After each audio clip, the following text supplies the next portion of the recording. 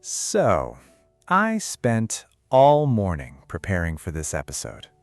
Oh, really? What did you find?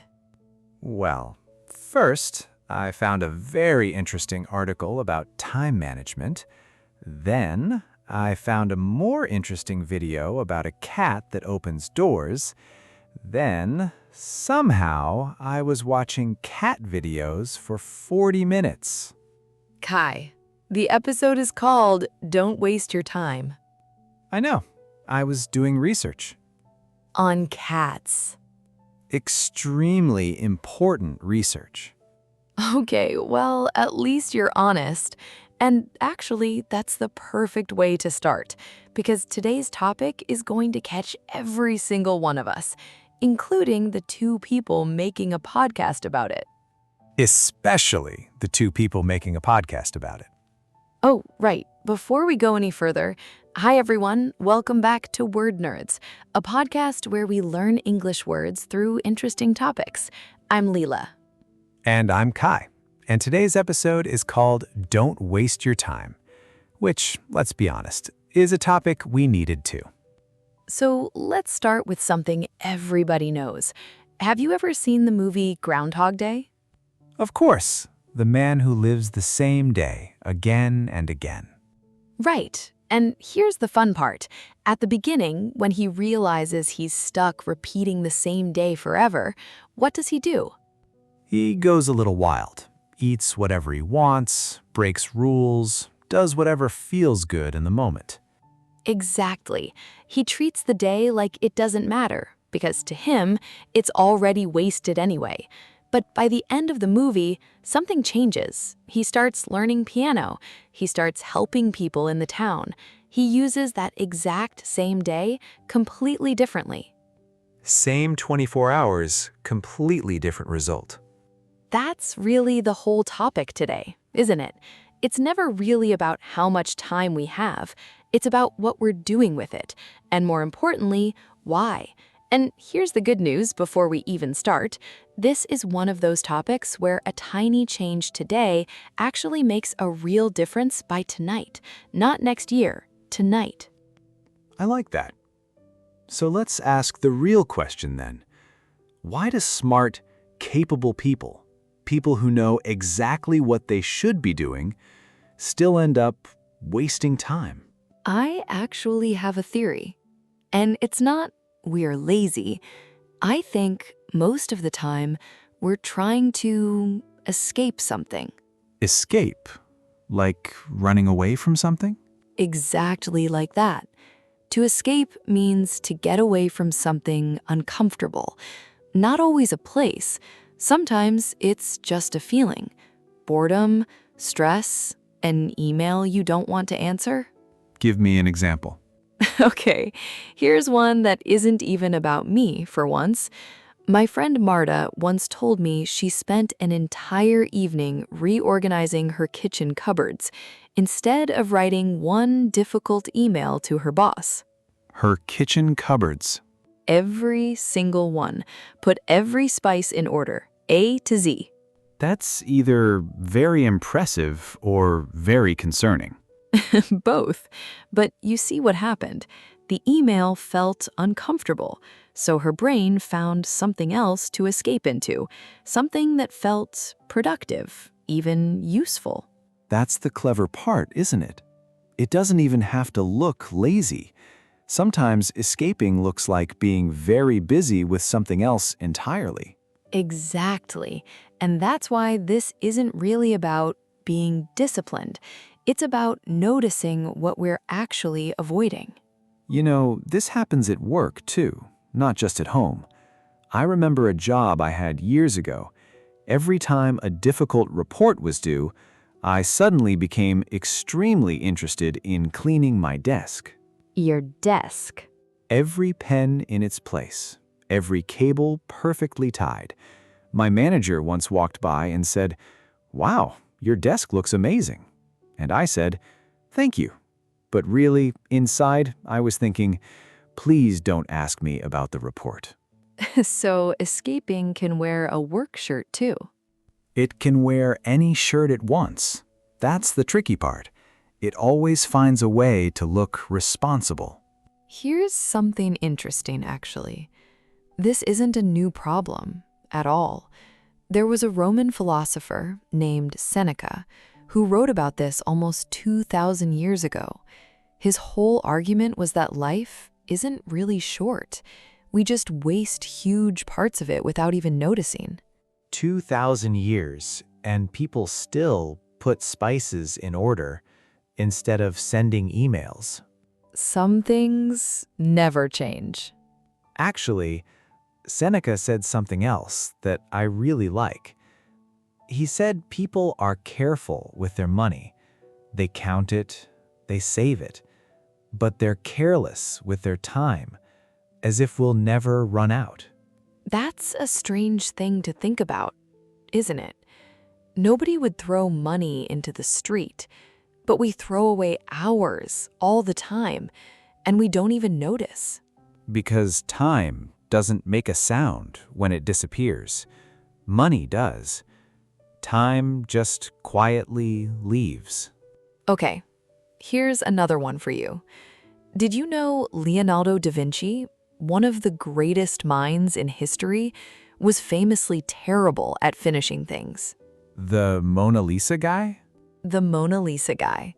He kept notebooks full of unfinished ideas, projects he never completed, paintings that took him years and years longer than they should have. So even geniuses waste time? Even geniuses, which honestly makes me feel a lot better about my own life. So maybe the point isn't never waste a minute. Maybe the point is understanding the pattern well enough that it stops controlling you quite so much. I like that a lot better than be perfect. Nobody's asking for perfect here. Good, because let me tell you about my cousin Daniel. Every single night, he tells himself he'll watch just one video before bed. Oh, I think I know where this is going. One video becomes 2 hours, and he goes to bed feeling completely drained. Not tired, drained. There's a difference. Explain that difference, because it's actually a good one.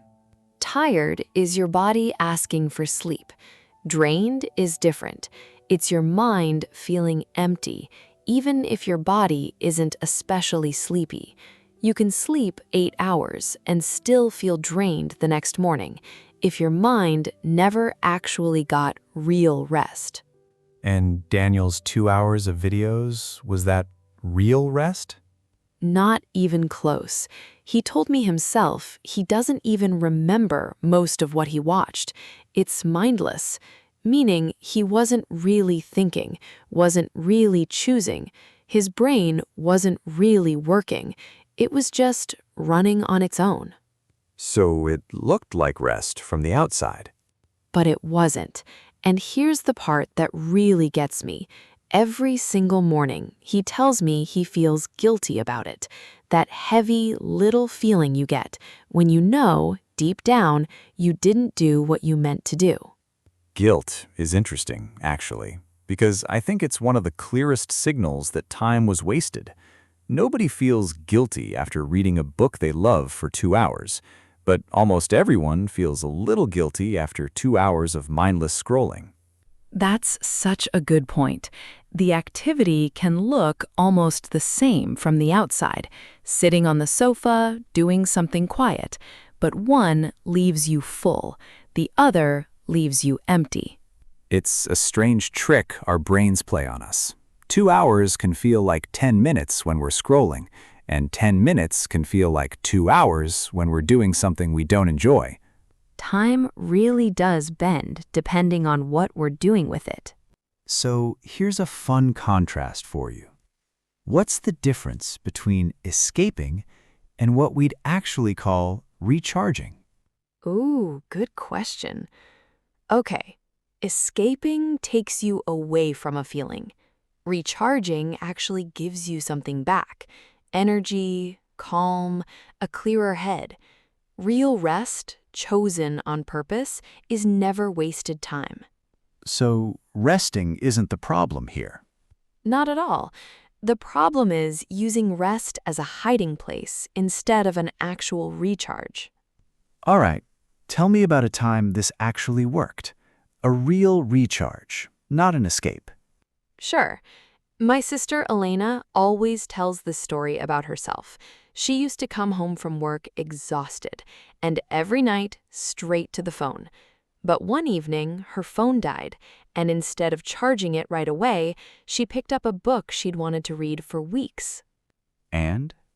She looked up an hour later and felt completely different, calm, present, like she'd actually rested for the first time in weeks.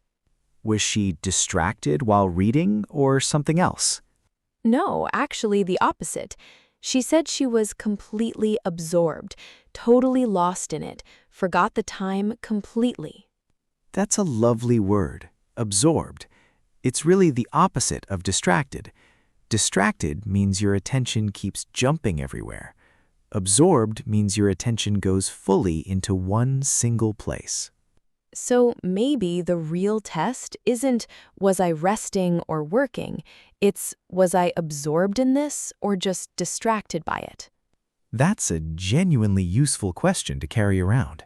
And here's something worth saying clearly. This one habit, checking am I absorbed or just distracted, is something you can start using today, in the next 5 minutes, without changing anything else about your life. I love that. Such a small step, but it changes a lot. Exactly. And it's worth saying this test works for almost anything. Cooking, walking, talking with a friend, even cleaning. If you're absorbed, it's probably doing you good. If you're distracted, it's probably just filling space. That's such a simple little rule, but I don't think I've ever heard it explained that clearly before. Okay, but let's be honest with everyone listening. Understanding all this doesn't mean the problem magically disappears. No, definitely not. Old habits are strong. A habit is something you do so often, it becomes almost automatic. Your hand is already reaching for the phone before your brain even decides to. So even Daniel, even Marta, even me, we'll all still catch ourselves doing it sometimes. That's completely normal. Understanding a habit doesn't erase it overnight. It just gives you a choice you didn't have before. There's actually a nice way to think about it. A habit is like a path in the grass. The more you walk it, the deeper it gets, the easier it is to follow without even looking down. And a new habit is just a new path, one that hasn't been walked much yet. Exactly. It feels harder at first because the path is still new, but every time you choose it, it gets a little easier. So let me actually get practical here. I don't want this to be one of those episodes where people nod along and then forget everything by tomorrow. Let's give people 3 small things they can genuinely do today. Yes, let me do it. Step 1 for me. Go ahead. Wait, I thought step 1 was yours. Oh, right. Sorry. Step 1, mine. See? Even we get distracted mid-sentence. Perfect timing for that joke, honestly. Okay. Step 1, name it. Out loud or in your head, the moment you notice it. Next time you reach for your phone to avoid something, just say, lightly, almost like a joke, "Ah, there's the escape again." No guilt, no drama, just notice. I like that it removes the guilt. You're not failing, you're just observing. Exactly. And that alone changes what happens next, almost every time. Okay, step 2 is mine, and this one actually comes from a colleague of mine, someone I work with. Every afternoon, around 3 o'clock, she used to disappear into her phone for just a minute, and it always turned into much longer. Let me guess. She gave herself a real time instead of a vague later? Exactly that. Instead of telling herself later, she started saying, I'll deal with this at 3 o'clock, with an actual time attached. That's what we call postponing, pushing something to later on purpose with a real plan. It's completely different from avoiding something with no plan at all, which is really just hoping the problem quietly disappears. And did it actually disappear for her, waiting until 3? No, of course not. But that was never the point. The point was that she stopped carrying it around all morning, half avoiding it, feeling guilty every time she thought about it. She made one decision once, and then she was free until 3. That's such a simple shift, but I can already imagine trying it tonight. That's exactly the goal. So, step 2. If you're avoiding something, don't fight yourself about it all day. Just give it an honest time and let yourself be free until then. And here's a small trick that helps even more. Write that time down somewhere you'll actually see it. A sticky note, a phone reminder, anything. Your brain relaxes much faster when it trusts the plan is real, not just a thought that might disappear. That's true. A promise you make only to yourself in your head is very easy to break. A promise you write down feels a little more official. Okay, step 3. And this one is about recharging, not about avoiding. Before you reach for your phone to relax, ask yourself one honest question. What actually recharges me versus what just helps me escape? And keep one small, real answer ready. For me, it's a book. For my sister Elena, it turned out to be the exact same thing, actually. For you, Kai, it might be... Cooking, honestly. If I cook something new, I completely forget the time. See, that's absorbed right there. Completely absorbed. And it doesn't even have to be a big thing. For some people, it's a short walk outside. For others, it's music or drawing, or just sitting quietly with a cup of tea and no phone nearby. The size of the activity doesn't matter much. What matters is whether it actually fills you back up. So, step 3. Know your one real recharge.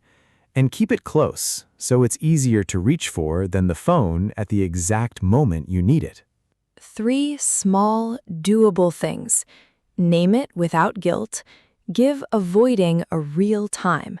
Know your one true recharge. And none of them require becoming a different person overnight. Which is really the whole point. This isn't about being strong enough. It was never about being disciplined enough. It's about understanding yourself a little better, one small, honest moment at a time. I really believe that. Even Leonardo da Vinci left things unfinished, and we still remember him as one of the greatest minds who ever lived. So there's real hope for the rest of us. Plenty of hope. And honestly, that's a comforting thought to end on. The goal was never a perfect, fully used day. The goal is just a little more awareness than yesterday. A little more awareness than yesterday. I think that might be the nicest way anyone's ever put it. So here's a question for everyone listening today. Think about the last time you felt like you wasted some time. Be honest with yourself. Were you actually escaping something? And what do you think you were avoiding in that moment? You don't have to answer out loud. Just notice it. That's already more than enough for today. And if you're feeling brave, tell us in the comments. Or tell us about your own Marta, your own Daniel. We all have one. Thank you for spending this time with us today. And notice she said spending, not wasting.